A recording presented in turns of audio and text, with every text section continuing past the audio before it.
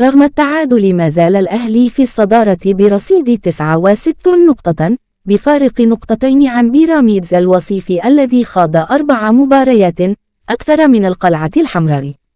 وفي المقابل حصل فيوتشر على نقطة مماثلة، ولكنها أبقته في المركز الثالث برصيد 58 نقطة، بفارق نقطتين عن الزمالك المتبقي له مباراة.